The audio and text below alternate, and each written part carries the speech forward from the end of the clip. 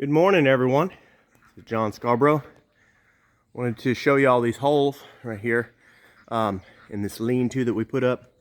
We used tin that come off of an old chicken house that was torn down. It was sold to us. We were able to get it for a very, very good price, especially after inflation with all the inflated prices and everything. Of course, we bought it when just about the time stuff started going up, so it hadn't affected the used material, even though it had already affected the newer stuff. But this is on the lean-to side.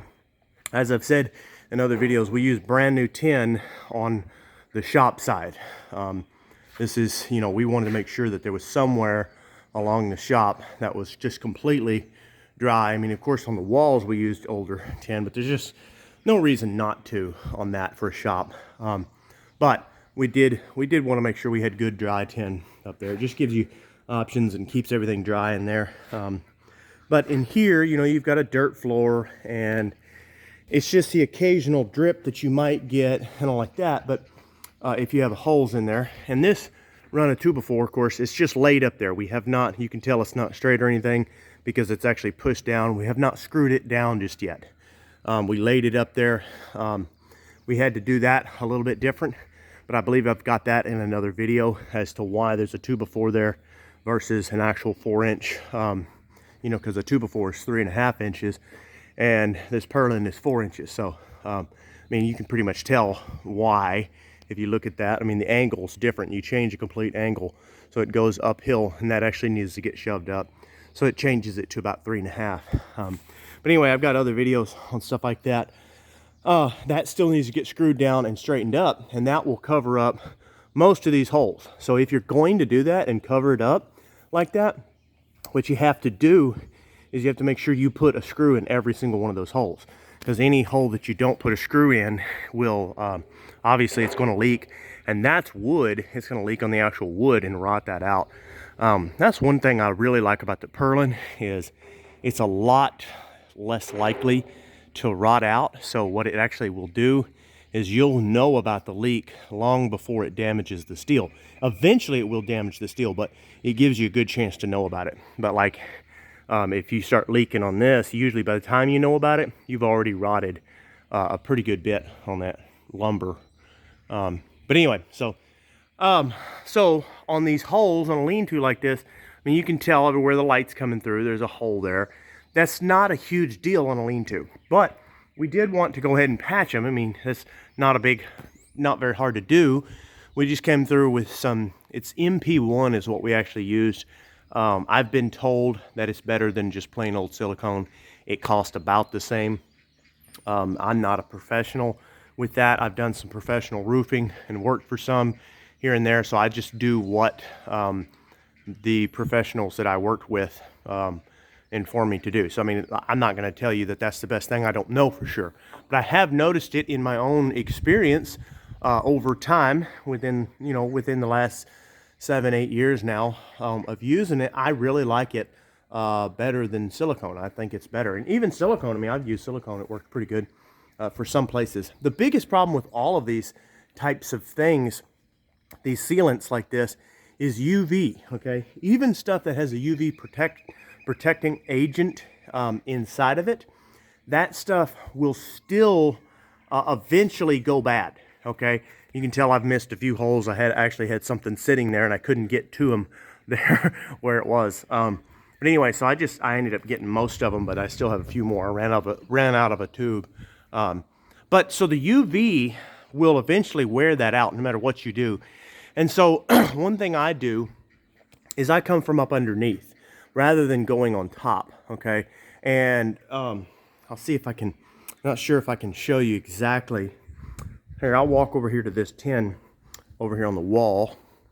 Try to give you a good visual if possible.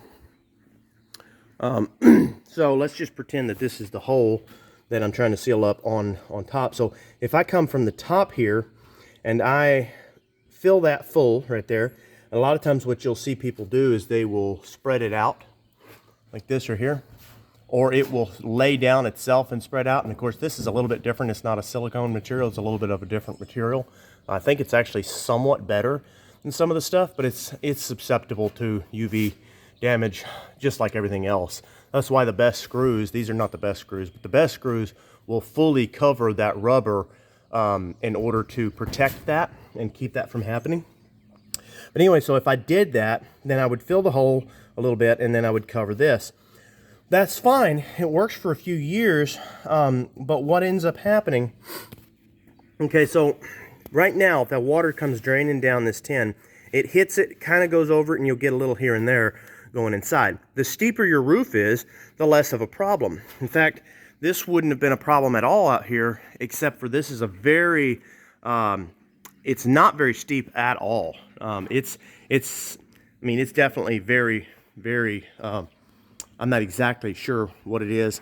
It's under a 112, which is technically not what you're supposed to do, but we beefed everything up. We added stuff to it to help support all of that and everything. But the biggest issue now is, of course, water.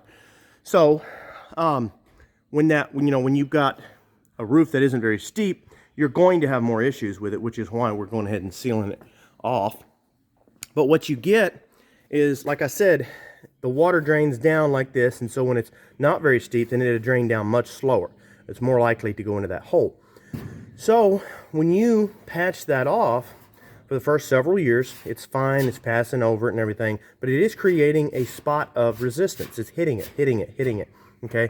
Over time, over years and years, however long it takes, depending on the grade of your stuff, some stuff lasts longer, some stuff doesn't. You can see there, you get cracking right there, all the way around the edge. Slowly cracks it. Well, that water just starts to penetrate under, until finally it goes all the way up underneath, and it ends up hitting that hole from underneath. Well, so that spot will actually, that little patch you get, like this one right here, the patch that you get there will actually become more of a problem in the long run. So at first, it's not a problem. At first, it helps it. But in the long run, and I've seen this on other places when I was working for those professionals, that's something they ran into quite a bit, is that people would patch the roof, sometimes even other professional companies would patch the roof like this right here, and then eventually it became worse. The problem was worse simply because now the water has somewhere to catch, okay? So it catches it, goes underneath, and then goes into the hole, and it's just a problem. So one thing that I do, and first off, like I said, I'm only doing this because it's a lean-to. If it wasn't a lean-to, I would not be doing this at all. I mean, if it was like a house or something like that, I would use good quality tin that didn't have any holes in it. But I'm okay saving a penny on stuff like this. And by a penny, I mean actually thousands of dollars by using that tin rather than the other tin. But anyway, so I put this in right here. And if I come from the other side and I do the same thing, I create my spot. It's a little bit harder coming from the other side because you're reaching up rather than pushing down, okay? So you make your spot from your other side, and then all you have on this side is a little bubble. It just sticks straight up, just like that. It's not very big. It does not catch a lot of water. And then there's very, very little that is getting hit by UV.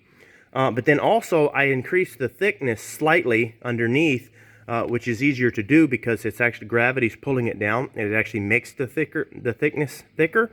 Unlike this right here, when you do it from up top, gravity pulls it down and actually makes it lay out flatter. And then it's the thinner it is, the more susceptible it is to UV damage. So anyway, if I do it from the bottom side, all I have is just a little old spot right there. Eventually that spot will get messed up, but then everything underneath is still solid. It's not being hit by UV.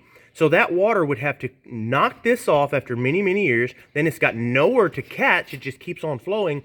Well, then it would have to go up underneath all of this stuff from the other side that hasn't been hit by UV rays.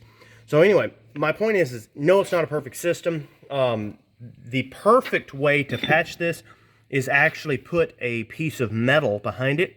Use a self-tapping metal screw and come in from this side and tap into that other piece of metal and use the screw with the rubber on it, and you patch that up, and now you've got a pretty dang close to perfect patch. That is the best way to do it. But that would be a lot of holes in that other sheet of tin, and it's just not necessary on that. on that. So what my point is that I went ahead and went that route because it's going to take a long time for this to ever become a problem. Once it does become a problem, I'll be able to see it because this is not closed off. If this was the interior of a house, I would either want to A, use the very best method of patching it, and B, I would have used brand new tin anyway. So the only way you would have even used that patching method is if you have like one hole, okay? So one hole, yeah, you go ahead and patch it. You're not gonna rip up the whole sheet because of one hole across the whole roof, you know what I mean? But then when you do patch it, you use the very best method that there is to patch it, okay? But we're not gonna use that in here, and you can see what I mean here. Like we created a bit of a, and it's not pretty, you know, by any means, but it doesn't need to be, okay? So we created a big, thick rubber gasket, you might say, and it's not viewing in real well there. And I'll try to view that in if I can there. Like I said, it's ugly, but it's a thicker rubber gasket basically, and that has to literally damage that whole rubber gasket, and it has to do UV because the sun can't hit it from that side. So I really think that's going to last a long, long time before it ever becomes a problem. And when it does, it's not a big issue because I'm right out here.